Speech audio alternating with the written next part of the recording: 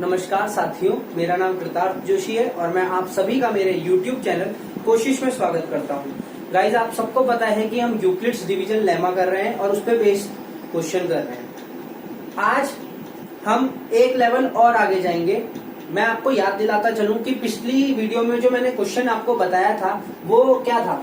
Question पूछा गया था कि कोई भी पॉजिटिव इंटीजर है उसका जो स्क्वायर होगा वो 3m या 3m+1 की फॉर्म का होना चाहिए। किसी भी पॉजिटिव इंटीजर का जो स्क्वायर होगा वो 3m या 3m+1 की फॉर्म का होना चाहिए। आज का क्वेश्चन क्या है, पहले हम वो देखते हैं। Use Euclid's division lemma to show that, हमें क्या शो करना है, क्यूब। कल जो हमने क्वेश्चन करा था उसमें स्क्वायर था और आज क्या आ गया है, क्यूब आ गया। Cube of any positive integer, किसी भी पॉजिटिव इंटीजर का जो क्यूब है वो किस फॉर्म का होना चाहिए, 9m+1 और 9m+8 की फॉर्म का होना चाहिए किसी इंटीजर m के लिए। सो हमारा कल जो हमने क्वेश्चन करा था वो क्या था कि किसी भी पॉजिटिव इंटीजर का जो स्क्वायर होगा वो 3m या 3m+1 की फॉर्म का होगा। उस क्वेश्चन में स्क्वायर बोला गया था और इस क्वेश्चन में क्या बोल दिया गया है, क्यूब बोल दिया गया है। क्वेश्चन बिल्कुल सेम है, बस जहां पे हमने कल स्क्वायर करा था आज हम उसकी जगह क्यूब कर देंगे। तो उससे पहले मैं आपको एक चीज बताता चलूं, क्योंकि यहाँ पे क्यूब है तो मुझे क्यूब का फॉर्मूला पता होना चाहिए। तो मैं आप सबके लिए पहले ही फॉर्मूला लिख देता हूं, a+b का होल क्यूब। ये आप लोगों ने 9th में भी पढ़ा होगा, लेकिन फिर भी मैं आपको एक बार बता देता हूं। a+b के होल क्यूब का फॉर्मूला होता है a³ + b³ + 3a²b + 3ab²। इसको आप ऐसे भी लिख सकते हैं, a³ + b³ + 3ab × a+b। आप इस तरीके से भी यूज कर सकते हैं और इस तरीके से भी यूज कर सकते हैं। मैं इस तरीके से यूज करूंगा इस फॉर्मूले को। सो ये a+b के होल क्यूब का फॉर्मूला है। ये फॉर्मूला आपको याद होना चाहिए क्योंकि ये आपके आगे आने वाले चैप्टर्स में भी काम आएगा। सो a+b का होल क्यूब का formula a³ + b³ + 3a²b + 3ab² या a³ + b³ + 3ab × a+b। Hope आपको ये याद हो गया होगा। और ये जितने भी फॉर्मूलेज मैं आपको बता रहा हूं ये आपको याद होने चाहिए क्योंकि ये फर्दर आपके जितने भी चैप्टर्स होंगे उन सब में काम आएंगे। सो इस क्वेश्चन को करते हैं। Use Euclid's division lemma to show that any positive integer is of the form 9m, 9m+1, 9m+8। So जैसे क्वेश्चन कर रहे थे वैसे ही करना है। Let a be any positive integer. मैंने मान लिया a कोई पॉजिटिव इंटीजर है। अब क्योंकि यहाँ पे 9m, 9m+1 और 9m+8 बोला है, सो मैं किससे डिवाइड दूंगा, 9 से। लेकिन मैं यहाँ पे 9 से डिवाइड नहीं दूंगा। मैंने आपको बोला था कि जो नंबर यहाँ पे दिया रहता है हम उसी से क्या करेंगे, डिवाइड करेंगे। गाइस, मैं 9 से तो डिवाइड दे दूं, लेकिन आपको पता है कि जो r की वैल्यू होती है वो b या b से छोटी होती है, b से छोटी होती है और 0 या 0 से बड़ी होती है। तो अगर यहाँ पे b के बदले में 9 रखूं तो वैल्यूज मेरी 0, 1, 2, 3, 4, 5, 6, 7, 8 तक जाएगी और मेरी बहुत सारी इक्वेशन बन जाएंगी और क्वेश्चन बहुत लेंथी हो जाएगा। हम जब एग्जामिनेशन में बैठते हैं तो हमारा काम होता है कि क्वेश्चन को कितनी जल्दी हम सॉल्व करें और कितना अच्छा मेथड लगाएं। ये नहीं कि आपने शॉर्टकट मार देना है, शॉर्टकट नहीं करना है, लेकिन क्वेश्चन को उस तरीके से करें कि क्वेश्चन के स्टेप्स भी कम हो और क्वेश्चन पूरा भी लगे, बीच में कोई शॉर्टकट ना हो। सो मैं इस क्वेश्चन को कैसे करने वाला हूं, देखिए। मैंने a को क्या माना, पॉजिटिव इंटीजर माना। ऑन डिवाइडिंग a/3, मैं यहाँ को a को 3 से डिवाइड दे रहा हूं। अब मैं इसको 3 से इसलिए डिवाइड दे रहा हूं क्योंकि 9 का फैक्टर 3 है, ठीक है। अगर मैं 9 के फैक्टर करूं तो क्या आएगा, 3 आएगा। सो अगर 9 से कोई नंबर डिविजिबल है तो वो 3 से भी होगा क्योंकि 3 उसका क्या है, प्राइम फैक्टर है। अगर 4 से कोई नंबर डिविजिबल है तो 2 से भी वो नंबर डिविजिबल होगा। फॉर एग्जाम्पल अगर मैं बात करूं 18 की, तो 9 से डिवाइड देंगे तो 9 2 18। और अगर मैं बात करूं फिर से, अगर मैं इसको 3 से डिवाइड दूं तो 3 6 18, तो ये भी क्या हो गया, डिवाइड हो गया। अब आप ये मत करिएगा कि 15 तो 3 से डिविजिबल है लेकिन 9 से नहीं है। मैंने क्या बोला, जो नंबर 9 से डिविजिबल है वो 3 से भी होगा, लेकिन जो नंबर 3 से डिविजिबल है वो जरूरी नहीं कि 9 से डिविजिबल होगा ही होगा, क्योंकि 3 अपने में ही एक प्राइम नंबर है। लेकिन जो 9 है, 9 से अगर मैं किसी नंबर को डिवाइड दूं तो 3 से भी वो नंबर जरूर डिविजिबल होगा ही होगा, क्योंकि 9 का प्राइम फैक्टर 3 है, इसलिए 9 से जो नंबर डिविजिबल होता है वो 3 से भी क्या होगा, डिविजिबल होगा। इसी वजह से मैंने 9 से डिवाइड ना देके a को 3 से डिवाइड दिया। अब 3 से डिवाइड दूंगा तो मेरे स्टेप्स थोड़े कम हो जाएंगे और क्वेश्चन भी लेंथी नहीं होगा और मेरा टाइम लिमिट भी पेपर में सेव होगा। ऑन डिवाइडिंग a बाय 3, तो अगर मैं किसी नंबर को डिवाइड देता हूं तो उसका क्वोशिएंट या रिमाइंडर तो आएगा ही। Let Q be the quotient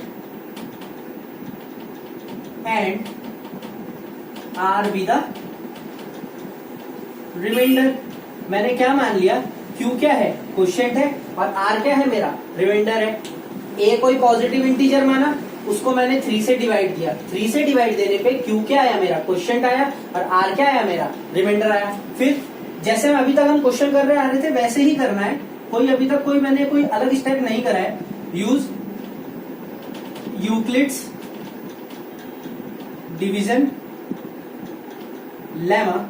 अगर मैं यूक्लिड डिवीजन लेमा लगाऊं तो a equal to b q plus r होता है, और r की वैल्यू b से हमेशा छोटी होती है और 0 या 0 से बड़ी होती है। ये इसकी कंडीशन है, ये इसका फॉर्मूला है। a के बदले a ही रहने देते हैं। b क्या है, 3 है, क्योंकि मैंने 3 से डिवाइड दिया। q प्लस r, और r 3 से क्या होगा, छोटा होगा, और 0 या 0 से बड़ा होगा। सो गाइज ये मेरी कौन सी इक्वेशन बन गई, फर्स्ट इक्वेशन बन गई। और अगर मैं यहाँ पे r की वैल्यू निकालना चाहूँ तो 0 1 और 2 ही रही, इसीलिए मैंने यहाँ पे 3 लिया। अगर मैं यहाँ पे 9 से ही डिवाइड करता तो ये केस कहां तक जाता है, 0 1 2 3 4 5 6 7 8, और क्वेश्चन बहुत ज्यादा लेंथी हो जाता। हमें क्वेश्चन को लेंथी नहीं बनाना है। a equal to 3q plus r, यहाँ तक तो सेम है, कल भी यहाँ तक सेम था। कल यहाँ पे जब हम पहुंचे थे हमने दोनों तरफ स्क्वायर करा था। क्यों करा था स्क्वायर, क्योंकि यहाँ पे स्क्वायर पूछा गया था। लेकिन आज क्या बोला गया है, क्यूब बोला गया, तो दोनों तरफ मैं क्या कर दूंगा, क्यूब कर दूंगा। Cubing equation 1 on both sides, दोनों तरफ मैं इक्वेशन 1 को क्यूब कर दूंगा। तो यहाँ पे क्या आ जाएगा, a क्यूब, और इधर क्या हो जाएगा 3q प्लस r का whole cube. a cube equal to 3q plus r का होल क्यूब। अब इसको आगे सॉल्व करते हैं। तो यहाँ पे a प्लस बी के होल क्यूब का फॉर्मूला लगेगा। मैंने आपको अभी बताया कि a प्लस बी के होल क्यूब का फॉर्मूला क्या होता है। तो a cube equal to a plus b के होल क्यूब का फॉर्मूला लगाएंगे, 3q का होल क्यूब प्लस r का whole cube plus 3a square, 3q का स्क्वायर, और b की value r plus 3a b square. So 3q का whole cube plus r cube plus 3a square b plus 3a b square. So 3q का अगर मैं cube करूं तो 3 का क्यूब 27 और q का क्यूब। r का होल क्यूब करेंगे तो r क्यूब प्लस 3 का स्क्वायर कितना होता है 9, और 9 की अगर 3 से मल्टीप्लाई करेंगे तो 27 q स्क्वायर r प्लस 3 3 9 और q, और r का स्क्वायर करेंगे तो r स्क्वायर, और यहाँ आ गया हमारा a क्यूब। ये हो गई मेरी इक्वेशन सेकंड। अब गाइस ये तो मैंने क्यूब को क्या कर दिया, एक्सपेंड कर दिया। इसके क्यूब का जो एक्सपेंशन फैक्टर था इसको एक्सपेंड करा, तो ये मेरी इक्वेशन बनी। अब इस सेकंड इक्वेशन में मैं एक एक करके 0 1 और 2 की क्या करूंगा, वैल्यूज पुट करूंगा और इन फॉर्म्स को बनाता रहूंगा। तो put r equal to 0 in equation second equation में मैं r की वैल्यू पहले क्या कर रहा हूँ, 0 कर रहा हूँ। क्यों, यहाँ पे r की वैल्यू 0 है। तो a cube equal to 27q cube plus r के बदले 0 का whole cube plus 27q square, और r की वैल्यू 0 प्लस 9q, और r की वैल्यू 0 का होल स्क्वायर। तो जहां जहां पे r था वहां पे मैंने 0 पुट कर दिया। A cube equal to 27 q cube. अब 0 का cube 0, something multiplied by 0 is always 0, something multiplied by 0 is always 0। तो a cube equal to 27 q cube. अब गाइस यहाँ पे 27 क्यू क्यूब बनाना है कल की तरह ही। अब कल मेरे को क्या करना था, 3m और 3m प्लस 1 बनाना था, इसलिए मैंने 3 कॉमन लिया। आज मुझे 9m प्लस 1 और 9m प्लस 8 बनाना है, तो आप लोग समझ ही गए होंगे कि मुझे क्या कॉमन लेना है। जी हाँ, मुझे 9 कॉमन लेना है। ए क्यूब, इसमें से 9 कॉमन ले लेते हैं, तो 3, या कॉमन नहीं बोल सकते क्योंकि इसमें तो एक ही टर्म है, लेकिन इसको मैं क्या कर सकता हूँ, 27 को 9 इंटू 3 क्यू क्यूब लिख सकता हूँ। क्योंकि मेरे को 9m की फॉर्म चाहिए, तो मैं ये 9 तो ऐसे रहेगा, इसको मैं क्या मान लूंगा, m मान लूंगा। तो a cube equal to 9m, और यहाँ पे क्या लिख दूंगा, let 3 q cube equal to m। तो ये देखिए, ये मेरी पहली फॉर्म बन गई, 9m बन गया मेरा, तो ये मेरी इक्वेशन हो गई थर्ड। ये इक्वेशन हो गई है मेरी थर्ड इक्वेशन। अब उसके बाद सेकेंड इक्वेशन में मैं r की वैल्यू 1 पुट करूंगा। सेकेंड इक्वेशन में मैं r की वैल्यू 1 पुट करूंगा, तो put r equal to 1 in equation second. Second equation में r की वैल्यू अगर मैं 1 पुट करूं तो a cube equal to 27 q cube plus r के बदले 1 का cube plus 27 q square, r के बदले 1 प्लस 9 क्यूब, r की वैल्यू 1 का स्क्वायर। तो जहां जहां r था वहां मैंने 1 कर दिया। तो a cube equal to 27 q cube. अब मैं q वालों को एक साथ लिख रहा हूं, 27 q cube plus 27 q square plus 9 Q, क्योंकि 1 का स्क्वायर 1 होता है, और इसकी 1 से मल्टीप्लाई करी तो 27 क्यू स्क्वायर, और ये 27 क्यू क्यूब, और प्लस 1 का क्यूब 1। इन तीनों में से मैं 9 कॉमन लूंगा, इस 1 को अलग ही रख दूंगा। और इन तीनों में से अगर मैं 9 कॉमन ले लूं तो यहाँ कितना बनेगा, 3 q cube plus 3 q square plus 3 Q, और इस 1 को मैंने अलग ही लिखा, इनको मैं m मान लूंगा। तो a equal to 9m plus 1। ये देखिए मेरी सेकंड फॉर्म बन गई 9m प्लस 1 वाली। और यहाँ पे क्या लिखूंगा मैं, let 3 q cube plus 3 q square plus 3 q, ये मैंने क्या मान लिया, m मान लिया है। ठीक है, तो ये गाइस मेरी हो गई इक्वेशन फोर्थ। सेकंड इक्वेशन मेरी ये थी, थर्ड इक्वेशन मेरी ये बनी, और फोर्थ इक्वेशन मेरी ये बनी। अब क्योंकि यहाँ पे मैंने r की वैल्यू 0 पुट कर दी है, एक बार r की वैल्यू 1 पुट कर दी है, अब मैं r की वैल्यू 2 पुट करने जा रहा हूं, तो उसने मैं यहाँ पे थोड़ा सा रब करूंगा।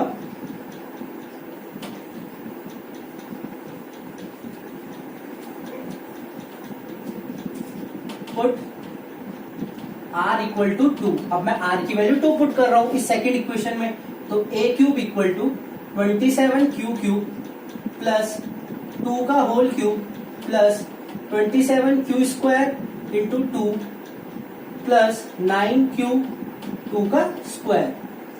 सो गाइस, इसको मैं सही से अगर मैं सॉल्व करूं तो 27 क्यू क्यूब, 2 का क्यूब 8 होता है, प्लस 27 टू ज़ा 54, 27 टू ज़ा 54 क्यू स्क्वायर प्लस 2 का स्क्वायर 4, और 4 9 ज़ा 36, और ये हमारा क्यू आ गया। फिर से अब क्यू वाली टर्म्स को हम एक साथ लिख देंगे, a cube equal to 27 q cube plus 54 q square plus 36 q, और प्लस 8। फिर से इन तीनों में से मैं क्या कॉमन ले लूंगा, 9 कॉमन ले लूंगा।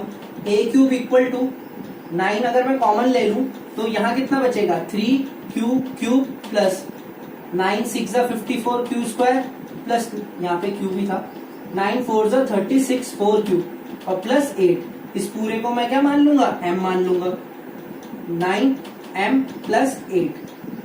Late 3 q cube plus 6 q square plus 4 q, इसको मैंने क्या मान लिया है, m मान लिया है। ये मेरी इक्वेशन हो गई फिफ्थ। अब आप देखिए, सेकंड इक्वेशन बनी थी हमारी क्यूब करने पे, उस पर मैंने r की वैल्यू 0 पुट करी तो कौन सी फॉर्म बनी, 9m वाली फॉर्म बनी।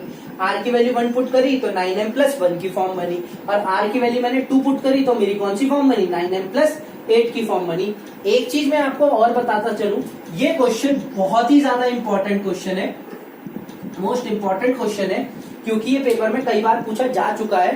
हालांकि अभी फ्रीक्वेंट ईयर्स में इसको नहीं पूछा गया है, लेकिन हो सकता है कि आगे पूछा जा सके। इसलिए ये क्वेश्चन बहुत अच्छा भी क्वेश्चन है और बहुत पूछा जाने वाला क्वेश्चन है और इम्पोर्टेंट क्वेश्चन भी है। सो क्वेश्चन क्या था, यूक्लिड डिवीजन लेमा का हेल्प से हमें ये प्रूफ करना था कि कोई भी पॉजिटिव जो इंटीजर है उसका जो क्यूब होगा वो 9m, 9m+1 और 9m+8 की फॉर्म का होगा।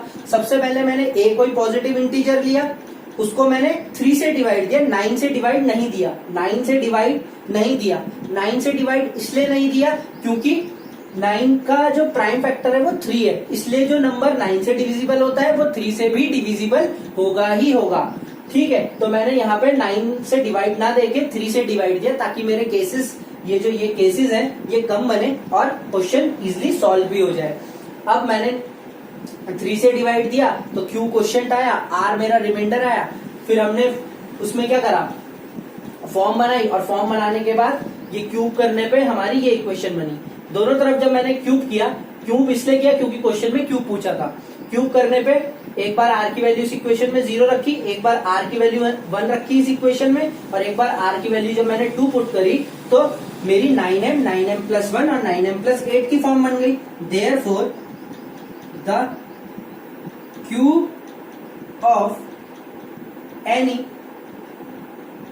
Positive integer is of the form 9m, 9m+1 and 9m+8। सो ये हमने क्या कर दिया है, प्रूफ कर दिया है कि कोई भी पॉजिटिव इंटीजर हो उसका जो क्यूब होगा वो किस फॉर्म का होगा, 9m, 9m+1 और 9m+8 की फॉर्म का होगा ही होगा। सो होप आपको ये क्वेश्चन समझ में आ गया होगा। अगर आपको वीडियो अच्छी लगी तो लाइक, सब्सक्राइब और शेयर जरूर करें, और अगर किसी को प्रॉब्लम है तो मुझे कमेंट करके बता सकता है कि उसकी क्या प्रॉब्लम है और मैं उस प्रॉब्लम को सॉल्व करने की कोशिश करूंगा। Thank you.